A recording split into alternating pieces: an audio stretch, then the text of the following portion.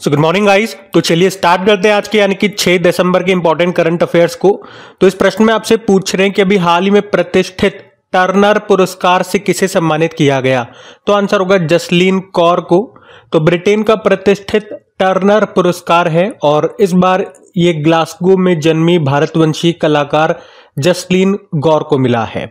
उन्हें अपनी प्रदर्शनी ऑल्टर के लिए अभी 26.84 लाख रुपए का ये पुरस्कार मिला है। पुरस्कार का नाम याद रखेंगे, टर्नर पुरस्कार है और किसे मिला है? जसलीन कौर को मिला है। ये एक भारतवंशी कलाकार है, भारतीय मूल की हैं, तो नाम याद रखना। देखो ये जो टर्नर पुरस्कार है ना, 1984 में स्थापित किया गया था। ये पुरस्कार हर साल किसी ब्रिटिश कलाकार को उसके काम के लिए दिया जाता है। अब मैं यहाँ पे आपको 2024 के कुछ इंपॉर्टेंट अवार्ड्स रिवाइज कराऊंगा। उससे पहले ये ऑप्शन वाले भी देख लो, ये भी इंपॉर्टेंट है सारे। जैसे कि कल ही हमने पढ़ा था मारिया विक्टोरिया जुआन के बारे में, जो कि फिलीपींस से हैं। Aster Guardians Global Nursing Award 2024 मिला। फिलिप नॉयस की बात करें, ऑस्ट्रेलिया के फिल्म मेकर हैं। अभी जो international film festival of India का 55वां संस्करण हुआ था गोवा में, वहां पे इनको सत्यजीत रे लाइफ टाइम अचीवमेंट अवार्ड मिला था। बाकी सामंथा हार्वे, ये भी ब्रिटिश लेखिका है। अभी इनका जो उपन्यास है ऑर्बिटल, उसके लिए बुकर अवार्ड इन्होंने जीता था। अब कुछ और अवार्ड्स मैंने आपको रिवाइज करवाने के लिए कहा, तो देखो जरा। तो इसमें देखो जो इरास्मस पुरस्कार है, ये अमिताभ घोष को दिया गया। अभी 2024 का प्रित्जकर पुरस्कार रिकेम यामामोटो को मिला। मिस वर्ल्ड 2024 का खिताब क्रिस्टिना प्रिस्कोवा ने जीता, चेक रिपब्लिक से है। मिस यूनिवर्स 2023 का खिताब सेनिस पलासियो ने जीता था, निकारागुआ से है। वैसे भी मिस यूनिवर्स 2024 का भी घोषणा हो चुकी है, वो मिला था विक्टोरिया को। वो विक्टोरिया डेनमार्क से है, डेनमार्क की पहली मिस यूनिवर्स है वो, याद रखना वो भी। 2023 का जेडी बिरला पुरस्कार डॉक्टर अदिति सेन डे को मिला। ज्ञानपीठ पुरस्कार 58वां, ये जगत गुरु रामभद्राचार्य और गुलजार को मिला। ये प्रश्न एग्जाम में आ चुका है। केपीपी नामबियार पुरस्कार इसरो के अध्यक्ष एस सोमनाथ को मिला। CK Naidu Lifetime Achievement Award Ravi Shastri और फारूक इंजीनियर को। असम वैभव सम्मान रंजन गोगोई को। एमएस स्वामीनाथन पुरस्कार बीआर कंबोज को। एमएस स्वामीनाथन पर्यावरण संरक्षण पुरस्कार मिला से अनंत दर्शन शंकर को। मिलते जुलते पुरस्कार ध्यान में रखना। और 2023 का शस्त्र रामानुजन पुरस्कार रुइक्सियांग झांग को। अच्छा, अगर मैं आपसे पूछूं, ये तो 2023 का हो गया, अभी 2024 का भी दे दिया गया। किसे दिया गया? तो अभी मैं बता रहा हूं, ध्यान रखना। अलेक्जेंडर डुन उनका नाम है, अमेरिकी है वो, उनको मिला है इस साल का शस्त्र रामानुजन पुरस्कार। बाकी साहित्य अकादमी पुरस्कार हिंदी भाषा के लिए संजीव को मिला, मुझे पहचानों के लिए। अंग्रेजी का नीलम शरण गौर को मिला, रेक्यूमेन रागा जानकी के लिए। 33वां व्यास सम्मान पुष्पा भारती को मिला, यादें और यादें के लिए। और 33वां ही सरस्वती सम्मान मिला था प्रभा वर्मा को, उनके उपन्यास रुद्र सात्विकम के लिए। तो 15-16 और इंपॉर्टेंट अवार्ड मैंने यहाँ पे आपको रिवाइज करा दिए। पूरे क्वेश्चन में आप देखोगे तो लगभग 18-20 अवार्ड्स हमने यहाँ पे रिवाइज कर लिए। और आज का तो याद रखना, ये टर्नर पुरस्कार जसलीन कौर को मिला। ठीक है, अगला प्रश्न देखते हैं। फिर अगले में पूछ रहे, अभी हाल ही में आरबीआई ने यूपीआई लाइट वॉलेट की सीमा को बढ़ा करके कितना कर दिया है? तो आंसर होगा 5,000 रुपये। तो अभी आरबीआई ने यूपीआई लाइट वॉलेट की सीमा को बढ़ाकर 5,000 रुपये कर दिया है, जो अभी तक 2,000 रुपये थी। मतलब जो वॉलेट है उसमें आप इतना रख सकते हो, पेमेंट 5,000 रुपये तक रख सकते हो, उसका मतलब ये हो गया। इसके अलावा प्रति लेन देन की जो सीमा है उसको भी 500 रुपये से बढ़ा करके 1,000 रुपये कर दिया। मतलब एक बार में जो आप लेन देन कर सकते हो, ट्रांसफर कर सकते हो, पहले मैक्सिमम 500 रुपये कर सकते थे, अब 1,000 रुपये उसकी लिमिट बढ़ा दी गई है। अब ये यूपीआई लाइट वॉलेट क्या है, क्या होता है, कब लॉन्च किया था, किसने लॉन्च किया था? तो इसे 2022 में आरबीआई ने लॉन्च किया था यूपीआई लाइट को, और इसका डिज़ाइन तैयार किया, इसको बनाया NPCI national payment corporation of India ने। क्या है ये? तो आप यूँ समझो ये एक डिजिटल अकाउंट है जिसे कम मूल्य के लेन देन के लिए डिज़ाइन किया गया। जो छोटे मोटे लेन देन करते हैं, कभी आपने जैसे चाय की थड़ी पे गए 10-5 रुपये दे दिए, बिस्किट नमकीन खाली 10-5 रुपये दे दिए, या छोटे मोटे जो लेन देन होते हैं ना, उसके लिए इसको डिज़ाइन किया गया है। इसमें आप यूपीआई पिन के बिना भी पेमेंट कर सकते हो। अगर कई बार जैसे हम नॉर्मली जो फ़ोन पे या पेटीएम वगैरह जो भी आप यूज़ करते हैं, तो कई बार आप पेमेंट करते हो तो आपने देखा होगा कि कई बार आपका जो पेमेंट है वो सक्सेसफुल नहीं हो पाता है। उसमें लिखा आता है कि बैंक में कुछ तकनीकी समस्या के कारण आपका पेमेंट सक्सेसफुल नहीं हुआ। तो अगर इस तरह की समस्या रहती है तो वहाँ पर भी आप UPI लाइट से पेमेंट कर सकते हो। क्योंकि नॉर्मली जो हम पेमेंट करते हैं ऑनलाइन पेमेंट, जैसा कि मैंने अभी आपको कहा, फ़ोन पे, गूगल पे, जिस तरह से भी आप कर रहे हो, तो वहाँ से जो पेमेंट कटता है ना, वो हमारे बैंक अकाउंट से कटता है। तो बैंक में अगर कोई टेक्निकल इशू आ गया तो पेमेंट नहीं हो पाएगा। लेकिन इसमें क्या होता है, यहाँ पे आपने UPI वॉलेट में पहले से पैसे ऐड कर रखे होते हैं, वो भी हमने देखा, लिमिट उसकी 5,000 रुपये कर दी है। 5,000 रुपये आपने अपने वॉलेट में ऐड कर दिए। अब उस जो भी पेमेंट आप करेंगे वो उस 5,000 में से ही कटता जाएगा। तो बैंक में कोई टेक्निकल इशू आ रहा हो, नहीं आ रहा हो, इंटरनेट काम कर रहा हो, नहीं कर रहा हो, हमें कोई फर्क नहीं पड़ता, आपका पेमेंट हो जाएगा। इसमें इंटरनेट की भी ज़रूरत नहीं पड़ती। ठीक है, ये तो मैंने आपको समझा दिया अगर किसी को नहीं पता तो। लेकिन मेन जो हमारा प्रश्न है वो क्या है कि भैया RBI ने UPI वॉलेट की जो सीमा है, लिमिट है, उसको बढ़ा के कितना कर दिया। पहले 2,000 रुपये था, अभी 5,000 कर दिया, और प्रति लेन देन की सीमा को भी 500 रुपये से बढ़ा के 1,000 रुपये कर दिया। ये प्रश्न है, ये आपको ध्यान रखना है। बाकी RBI की बात करें, स्थापना होती है 1 अप्रैल 1935 में, मुंबई में मुख्यालय है, और इसकी स्थापना होती है यंग हिल्टन आयोग की सिफारिश पे। नेशनलाइजेशन, राष्ट्रीयकरण हुआ 1 जनवरी 1949। वर्तमान में गवर्नर शक्तिकांत दास हैं 25वें नंबर के। पहले British governor Sir Osborne Smith थे और पहले इंडियन गवर्नर CD देशमुख रहे। बाकी आपको बताया RBI ने ULI लॉन्च करने की घोषणा की थी। ULI मतलब यूनिफाइड लेंडिंग इंटरफेस। अभी ग्लोबल फाइनेंस मैगजीन ने शक्तिकांत दास को टॉप सेंट्रल बैंकर का दर्जा दिया था, A+ rating I. Sovereign wealth fund institute की सबसे अमीर केंद्रीय बैंकों की सूची में RBI 12वें स्थान पे है। टॉप पे अमेरिका का जो फेडरल रिजर्व है वो है। अभी RBI की मौद्रिक नीति समिति, मॉनेटरी पॉलिसी कमेटी ने सदस्य के रूप में किसे नियुक्त किया? डॉक्टर नागेश कुमार, सौगत भट्टाचार्य और प्रोफेसर राम सिंह को। और अभी ग्लोबल फाइनेंस मैगजीन ने दुनिया का top central banker Shaktikanta Das को चुना, जो कि RBI के गवर्नर है। अच्छा, ये पॉइंट तो मैंने आपको ऊपर ही बता दिया, वो सेम ही है।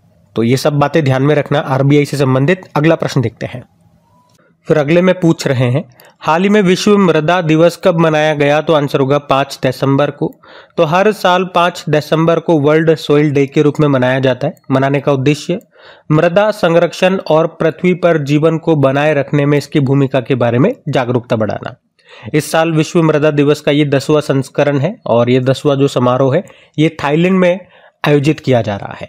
थीम भी है मृदा की देखभाल, माप, निगरानी और प्रबंधन। अच्छा, मृदा यानी कि सॉइल से एक और दिवस होता है, जिसे आप कहते हो मृदा स्वास्थ्य कार्ड दिवस। वो कब होता है? 19 फरवरी को। और 19 फरवरी को क्यों होता है वो? क्योंकि मृदा स्वास्थ्य कार्ड योजना ये शुरू हुआ था 19 फरवरी 2015 में। कब और किसने कहां से शुरू किया था ये मैंने आपको बता दिया कब। और ये शुरू किया था प्रधानमंत्री नरेंद्र मोदी ने। कहां से? राजस्थान के सूरतगढ़ से। तो ये भी ध्यान रखो। वैसे 5 दिसंबर को एक और दिवस होता है, अंतर्राष्ट्रीय स्वयंसेवक दिवस, इंटरनेशनल वॉलेंटियर डे। अगर हम बात करें अभी दिसंबर में कौन कौन से दिवस हमने मनाए, तो 1 दिसंबर को एक तो बॉर्डर सिक्योरिटी फोर्स ने अपना 60वां स्थापना दिवस मनाया, और 1 दिसंबर को वर्ल्ड एड्स डे भी होता है। 2 दिसंबर को विश्व कंप्यूटर साक्षरता दिवस। 2 दिसंबर को ही अंतर्राष्ट्रीय गुलामी उन्मूलन दिवस। 3 दिसंबर को अंतर्राष्ट्रीय दिव्यांगजन दिवस, और 4 दिसंबर को अभी भारतीय नौसेना दिवस मनाया गया था। तो ये सारे ध्यान में रखना। अगला प्रश्न देखते हैं। फिर अगले प्रश्न में पूछ रहे हैं, अभी हाल ही में नामीबिया देश की पहली महिला राष्ट्रपति कौन बन गई हैं? तो आंसर होगा नेटुम्बो नंदी नदेतवा। तो अफ्रीकी देश है नामीबिया, जहां की अभी पहली महिला राष्ट्रपति बनी है नेटुम्बो नंदी नदेतवा। वे नांगोलो ममुम्बा का स्थान लेंगी। किनका स्थान लेंगी इतना एग्जाम में नहीं पूछेगा, आप याद रखना कौन बन गई है, ये ज्यादा इंपॉर्टेंट है।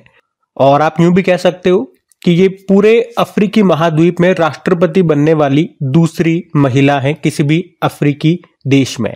तो इनसे पहले कौन है अगर ये दूसरी महिला है तो वो पहली थी तंजानिया में जो भी वर्तमान प्रेसिडेंट है, सामिया सुलूहू हसन। वो अभी कुछ समय पहले ही हमने पढ़ा था उनके बारे में कि वो यहाँ की पहली महिला प्रेसिडेंट बनी थी। और पूरे अफ्रीकी देश में आप कह सकते हो, पूरी अफ्रीकी महाद्वीप में वो पहली महिला प्रेसिडेंट है जो किसी अफ्रीकी देश में महिला प्रेसिडेंट बनी है। वो तंजानिया में थी, और अब जो बनी है नामीबिया में पहली महिला प्रेसिडेंट बनी है, नाम है नेटुम्बो नंदी नदेतवा। यहाँ पे राष्ट्रपति का कार्यकाल 5 साल का होता है। अभी मैं आपको नामीबिया ले चलूंगा, उससे पहले एक बार ऑप्शंस में आप देख लो। पाइटोंगटार्न शिनावात्रा थाईलैंड की अभी महिला प्रधानमंत्री बनी थी। डिना बोलुआर्टे पेरू की प्रेसिडेंट बनी है ये। और हॉला टॉमस डॉटर ये भी आइसलैंड की महिला प्रेसिडेंट बनी थी। कुछ और इंटरनेशनल अपॉइंटमेंट्स जो इसी तरह से कई देशों में प्रेसिडेंट बने या प्रधानमंत्री बने अभी 2024 में, वो आपको रिवाइज कराऊंगा। लेकिन उससे पहले मैं आपको नामीबिया लेकर के चलता हूं। तो ये रहा नामीबिया। कैपिटल विंडहॉक होती है, करेंसी है नामीबियाई डॉलर। और यहीं पे आपको नामीब और कालाहारी मरुस्थल मिलेगा। यहाँ पे घास के मैदान को वेल्ड कहा जाता है, वेल्ड घास के मैदान मिलेंगे आपको यहाँ पे। चलो कुछ अब मैंने आपको कहा कि रिवाइज कराऊंगा, तो देखो वियतनाम के भी राष्ट्रपति बने लुओंग कुओंग नाम है। इंडोनेशिया के राष्ट्रपति बने प्रबोवो सुबियांतो। श्रीलंका की प्रधानमंत्री हरिनी अमरसूर्या बनी। और श्रीलंका के प्रेसिडेंट अनुराग कुमार दिसानायके। फ्रांस के प्रधानमंत्री मिशेल बार्नियर। अल्जीरिया के राष्ट्रपति अब्देल मजीद तेब्बोने। और थाईलैंड की प्रधानमंत्री बनी थी पेंटाक्टोर्न शिनावात्रा। तुनिशिया के प्रधानमंत्री कामिल मद्दोरी बने। एस्टोनिया के प्रधानमंत्री क्रिस्टन मिशेल। ईरान के प्रेसिडेंट मसूद पेजेस्कियान। यूके के प्रधानमंत्री कीर स्टारमर। नीदरलैंड के प्रधानमंत्री डिक शूफ। साउथ अफ्रीका के राष्ट्रपति सिरिल रामाफोसा बने फिर। आइसलैंड के राष्ट्रपति हल्ला टॉमस डॉटर। मैक्सिको की अभी पहली राष्ट्रपति बनी, पहली महिला राष्ट्रपति क्लाउडिया शियनबाम। लिथुआनिया के राष्ट्रपति गीतानास नौसैद। चाड के प्रधानमंत्री अल्लामा हलीना। और चाड के राष्ट्रपति बने थे मोहम्मद इद्रिस डेबी। तो यहाँ पे 18 तो ये और 3 ऑप्शन, यानी कि लगभग मैंने 20 से 21 आपको अभी जिन जिन देशों में नए प्रधानमंत्री और प्रेसिडेंट बने थे वो आपको रिवाइज करवा दिए, ध्यान में रखना। अगला प्रश्न देखते हैं। फिर अगले में पूछ रहे हैं, हाल ही में किस राज्य ने अभी 43वीं जूनियर राष्ट्रीय खो खो चैंपियनशिप 2024 का खिताब जीता? तो आंसर होगा महाराष्ट्र ने। तो अभी ये junior national kho kho championship 2024 हुई, कौन सा एडिशन है? 43rd नंबर का है, जो कहाँ पे हुआ? उत्तर प्रदेश के अलीगढ़ में, जो महारानी अहिल्याबाई होलकर स्पोर्ट्स स्टेडियम है वहां पे। और इसमें बॉयज एंड गर्ल्स कैटेगरी दोनों में, पुरुष और महिला कैटेगरी दोनों में महाराष्ट्र ने गोल्ड जीता है, महाराष्ट्र विजेता रहा। अच्छा, इसी तरह याद होगा अभी इसी साल जून जुलाई या अप्रैल में हमने पढ़ा था कि अभी 56 नंबर का जो नेशनल खो खो चैंपियनशिप हुआ था उसमें भी मेंस और वुमेन्स कैटेगरी में महाराष्ट्र विजेता रहा था। इसके अलावा ये याद रखना कि 2025 में जो पहली बार खो खो वर्ल्ड कप होगा, पहला एडिशन होगा और इसको होस्ट कर रहा है भारत। और खो खो में कितने प्लेयर होते हैं? हर टीम में 9 प्लेयर होते हैं। खो खो 9, ध्यान रखना ये। अगला प्रश्न देखते हैं। फिर अगले में पूछ रहे हैं, अभी हाल ही में 13वीं नेशनल सीड कांग्रेस का आयोजन ये कहां पे किया गया? तो आंसर होगा बनारस में। तो अभी उत्तर प्रदेश के बनारस में 13वीं नेशनल सीड कांग्रेस का आयोजन किया गया। आयोजन किया national seed research and training centre ने। और इस सम्मेलन के दौरान बीज उद्योग की समस्याओं और उनके समाधान पर चर्चा की गई। और कहा गया कि ऐसे बीज, ऐसे सीड जो कम पानी में भी अच्छा उत्पादन दें या रोगों से बचाव कर सकें, ऐसे सीड्स का प्रोडक्शन किया जाना चाहिए। तो सिंपल याद रखेंगे, 13वां नेशनल सीड कांग्रेस हुआ बनारस में। इसके अलावा कुछ 8-10 सम्मेलन जो हुए अभी, समिट्स में आपको रिवाइज कराऊं। जैसे कि अभी 19वां confederation of Indian industry Bharat Africa व्यापार सम्मेलन हुआ नई दिल्ली में। 8वां धर्म धम्म सम्मेलन 2024 अहमदाबाद में हुआ, जिसमें चीफ गेस्ट थे हमारे वाइस प्रेसिडेंट जगदीप धनखड़। पहला बिम्स्टेक बिजनेस शिखर सम्मेलन हुआ भारत में भी नई दिल्ली में हुआ। चौथा राष्ट्रीय हिंदी विज्ञान सम्मेलन 2024 भोपाल में हुआ। विश्व शिक्षा सम्मेलन 2024 दुबई में हुआ। जिला न्यायपालिका का राष्ट्रीय सम्मेलन नई दिल्ली में। नागरिक विमानन पर दूसरा एशिया प्रशांत मंत्री स्तरीय सम्मेलन भारत में हुआ। पहला विश्व ऑडियो विजुअल और मनोरंजन शिखर सम्मेलन हुआ अभी गोवा में। नेशनल ई गवर्नेंस कॉन्फ्रेंस 2024 हुआ मुंबई में। और ग्लोबल एआई शिखर सम्मेलन 2024 अभी हुआ हैदराबाद में। तो ये 10 इंपॉर्टेंट समिट्स हमने और रिवाइज किए, ध्यान में रखें। अगला प्रश्न देखते हैं। फिर अगले में पूछ रहे हैं, फिल्म फेयर OTT अवार्ड्स 2024 में बेस्ट सीरीज का अवार्ड किसे दिया गया? तो आंसर होगा द रेलवे मैन को। तो अभी फिल्म फेयर OTT अवार्ड्स का 5वां संस्करण, इसका आयोजन मुंबई में हुआ। और हीरा मंडी द डायमंड बाजार को 16 श्रेणियों में 16 कैटेगरी में सबसे ज्यादा नॉमिनेशन मिला है। देखो, सीरीज कैटेगरी में अगर हम बात करें तो बेस्ट सीरीज का अवार्ड मिला द रेलवे मैन को। इसमें बेस्ट डायरेक्टर का अवार्ड समीर सक्सेना और अमित गोलानी को मिला काला पानी सीरीज के लिए। बेस्ट एक्टर कॉमेडी में राजकुमार राव हैं गन्स एंड गुलाब्स सीरीज में, और बेस्ट एक्टर ड्रामा में बात करोगे तो गगनदेव रियार हैं किस सीरीज में, scam 2023 the Telgi story. Best actress की बात करेंगे तो इसमें भी कॉमेडी में बात करोगे तो गीतांजलि कुलकर्णी है गुल्लक सीजन 4 के लिए, और ड्रामा में मनीषा कोइराला हैं हीरमंडी में। ये तो सीरीज कैटेगरी में हमने बात कर ली। अगर फिल्म कैटेगरी में बात करेंगे तो बेस्ट फिल्म रही है अमर सिंह चमकीला। बेस्ट डायरेक्टर इसी फिल्म के लिए हैं इम्तियाज अली। बेस्ट एक्टर इसी फिल्म के हैं दिलजीत दोसांग, और बेस्ट एक्ट्रेस करीना कपूर है जाने जान के लिए। तो पूरी लिस्ट मैंने आपके सामने रख दी है, तो इनको ध्यान में रखना। बाकी जो भी चीजें मैं आपको पढ़ा रहा हूँ, जो भी चीजें यहाँ पे लिखी हुई है, ये इसी फॉर्मेट में आपको पीडीएफ में भी मिलता है डेली, और ये डिटेल्ड पीडीएफ बिल्कुल फ्री में आपको अवेलेबल होती है। और पीडीएफ ही नहीं, इसी के साथ साथ मैं आपके रिवीजन के लिए इसका क्विज भी बना करके देता हूँ। और सबसे अच्छी बात यह है, जैसे ही वीडियो अपलोड होता है उसके 5 मिनट के अंदर ये क्विज और पीडीएफ आप तक पहुंच जाती है। पूरे यूट्यूब में सबसे तेज सबसे पहले क्विज और पीडीएफ आपको मिलती है क्रैक एग्जाम पर। तो कहाँ मिलेगी वैसे, ये क्रैक एग्जाम एप्लीकेशन पे, तो उसको इंस्टॉल कर लीजिएगा। लिंक वैसे डिस्क्रिप्शन में भी है, प्ले स्टोर में जाकर के भी कर सकते हैं।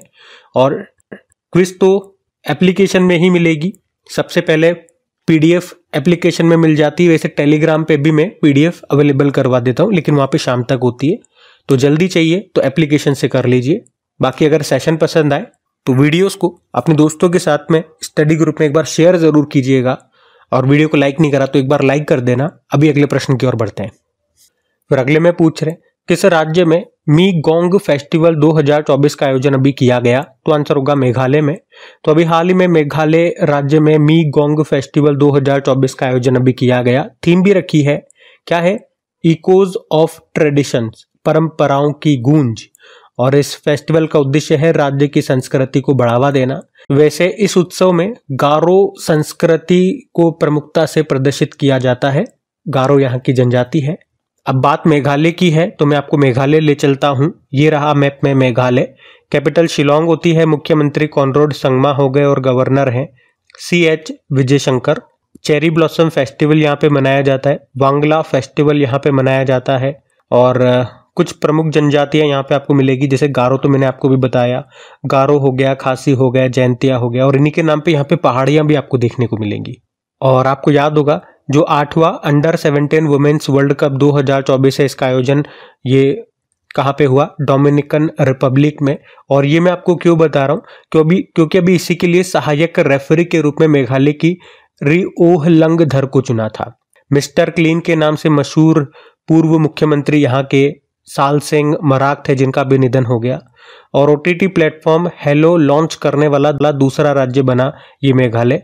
अगर ये दूसरा है तो पहला कौन सा था, पहला केरल ने लॉन्च किया था। केरल सरकार का पहला सरकारी OTT प्लेटफॉर्म जिसका नाम सी स्पेस है, आपको याद होगा। तो ये भी ध्यान में रखना। अगला प्रश्न देखते हैं। फिर अगले में पूछ रहे हाल ही में किस राज्य सरकार ने कृषि बागवानी उत्पादकों को बढ़ावा देने के लिए मिशन अरुण हिमवीर शुरू किया है, तो आंसर होगा अरुणाचल प्रदेश। तो अभी अरुणाचल प्रदेश सरकार ने कृषि बागवानी उत्पादकों को बढ़ावा देने के लिए मिशन अरुण हिमवीर शुरू किया है, जिसका उद्देश्य है स्थानीय किसानों और उत्पादकों को बाजार से जोड़ना और उनकी इनकम बढ़ाना। अब बात अरुणाचल प्रदेश की है तो ये रहा मैप में अरुणाचल प्रदेश। कैपिटल इसकी ईटानगर होती है, मुख्यमंत्री पेमा खांडू, गवर्नर हैं KT परनायक। यहाँ पे आपको बोमडिला दर्रा यानी कि माउंटेन पास, बोमडिला, दिफू दर्रा, दिहांग दर्रा, योंग याप दर्रा, ये आपको यहीं पे मिलेगा। नामदफा नेशनल पार्क है यहाँ पे, मॉलिंग नेशनल पार्क है, और पक्के टाइगर रिजर्व आपको यहीं पर मिलेगा। वैसे पक्के पागा हॉर्नबिल फेस्टिवल भी आपने सुना होगा, वो मनाया जाता है यहीं पर अरुणाचल प्रदेश में ही। क्योंकि जो हॉर्नबिल है वो किस राज्य का स्टेट बर्ड है, तो वो अरुणाचल प्रदेश और केरल का है। अभी जो हमने देखा था हॉर्नबिल फेस्टिवल, वो कहाँ पे मनाया जाता है, नागालैंड में मनाया जाता है 1 दिसंबर को, जो कि 10 दिनों तक चलता है, वो हम पढ़ चुके हैं। यहाँ का राज के पशु की बात करोगे तो मिथुन है, गयाल है, पक्षी है ग्रेट इंडियन हॉर्नबिल, और फूल है द्रौपदी माला, और वृक्ष है होलांग। और याद रखना कि अरुणाचल प्रदेश ये भारत का सबसे पूर्वी क्षेत्र है और देश का सबसे पूर्वी बिंदु यहाँ पे है किबिथु, और ये जो पूर्वोत्तर राज्य हैं उनमें सबसे बड़ा, क्षेत्रफल की दृष्टि से सबसे बड़ा जो राज्य है वो अरुणाचल प्रदेश है। अरुणाचल प्रदेश को उगते सूरज की भूमि या भौर की रोशनी वाले पहाड़ों की भूमि के रूप में भी जाना जाता है, और दुनिया का दूसरा सबसे बड़ा बौद्ध मठ तवांग ये अरुणाचल प्रदेश में आपको मिलेगा, जबकि दुनिया का सबसे बड़ा मठ ये पोटाला पैलेस जो आपको तिब्बत में मिलेगा। ये पॉइंट्स भी ध्यान में रखना। अगला प्रश्न देखते हैं। फिर अगले में पूछ रहे हैं, अभी हाल ही में किस देश में राष्ट्रपति जी के द्वारा मार्शल लॉ लगाया गया और कुछ ही घंटों में उसे हटा भी दिया गया? तो ऐसा हुआ साउथ कोरिया में।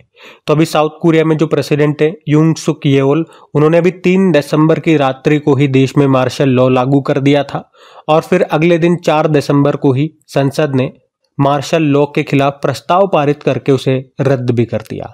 साउथ कोरिया में मार्शल लॉ ये 16 बार लाया जा चुका है, आखिरी बार 1979 में लाया गया था। अच्छा, मार्शल लॉ का मतलब क्या है? इसका मतलब है देश के संविधान को निलंबित करना और नागरिक शासन को सैन्य शासन के द्वारा प्रतिस्थापित करना। मतलब इसमें आर्मी के हाथों में सारा काम आ जाता है, और एक तरह से आप मार्शल लॉ को आपातकाल भी कह सकते हो, पूरी तरह से तो नहीं, लेकिन हाँ समझने के लिए आप समझ सकते हो। जैसे कि आपको याद होगा भारत में 1975 में इंदिरा गांधी ने आंतरिक अशांति के आधार पर पूरे भारत में राष्ट्र आपातकाल की घोषणा कर दी थी। वैसे बात तो यहाँ पे साउथ कोरिया की है, तो ले चलता हूं आपको साउथ कोरिया। चलोगे? चलो फिर, ये रहा साउथ कोरिया। कैपिटल सियोल होती है, करेंसी है साउथ कोरियन वॉन, प्रेसिडेंट यून सुक येओल हो गए। और साउथ कोरिया और नॉर्थ कोरिया को डिवाइड करने वाली जो लाइन है उसे कहते हैं 38 डिग्री पैरेलल। यहाँ की अभी स्पेस एजेंसी बन गई है, उसका नाम कासा है, और साउथ कोरिया ने कहा था कि वो दुनिया की पहली फ्लोटिंग सिटी 13वीं सिटी शहर बनाएगा 2025 तक। देखते हैं बनाता ही नहीं बनाता। बाकी ये थी आज की हमारी करंट अफेयर्स की क्लास। कमेंट करके जरूर बताइएगा सेशन आपको कैसा लगा। अच्छा लगा तो एक बार फिर याद दिला रहा हूँ, वीडियो को लाइक जरूर कीजिएगा, दोस्तों के साथ में एक बार स्टडी ग्रुप में शेयर जरूर करना वीडियो को, इन वीडियोस को मुझे सपोर्ट जरूर करना, ताकि इसी तरह से मैं आपके लिए अच्छा और बेहतरीन कंटेंट तैयार करता रहूं। मुझे भी थोड़ा सा मोटिवेशन मिल जाए आप लोगों की ओर से, तो हौसला अफजाई कीजिएगा इसे शेयर करके। बाकी चलो अभी कल के करंट अफेयर्स का मैं आपको क्विक रिविजन करा दूं, फिर हम सेशन एंड करते हैं। तो पहला प्रश्न पूछा था भी किसने Aster Guardians Global Nursing Award 2024 जीता? मारिया विक्टोरिया जुआन। इसरो अभी किसके प्रोबा 3 मिशन को लॉन्च करेगा या कर दिया? तो European space agency. Men's hockey junior Asia cup 2024 का खिताब किसने जीता? भारत ने। भारत का पहला वर्टिकल लिफ्ट रेल ब्रिज ये किस राज्य में बनाया गया? तमिलनाडु। यूनेस्को ने भारत के किस राज्य को धरोहर पर्यटन का सबसे बेहतर डेस्टिनेशन घोषित किया? पश्चिम बंगाल। 3 दिसंबर 2024 को भारत सरकार के सुगम्य भारत अभियान के कितने साल पूरे हो चुके हैं? 9 वर्ष। भारतीय नौसेना दिवस 4 दिसंबर को मनाया गया। हाल ही में जारी रिपोर्ट के अनुसार दुनिया में मोबाइल मालवेयर हमले के प्रमुख लक्ष्य के रूप में किस देश की पहचान की गई? भारत। 3 क्रिमिनल कानूनों को पूरी तरह से लागू करने वाला भारत का पहला प्रदेश कौन सा बन गया? चंडीगढ़। और महाराष्ट्र के नए मुख्यमंत्री बन गए कौन? देवेंद्र फडणवीस। चलो कल का भी होमवर्क प्रश्न देखते हैं और सेशन एंड करते हैं। तो कल आपसे पूछा था अभी अगस्त में तंग शक्ति अभ्यास का आयोजन ये कहां पर किया गया? तो ऑप्शन में आप देखोगे तो उत्तर तो तमिलनाडु हो जाएगा, लेकिन ये 2 चरणों में हुआ था। पहला चरण तमिलनाडु में और दूसरा चरण ये राजस्थान में हुआ था। तो आप सभी ने प्रश्न का बिल्कुल सही उत्तर दिया। अब ये रहा आज का होमवर्क प्रश्न।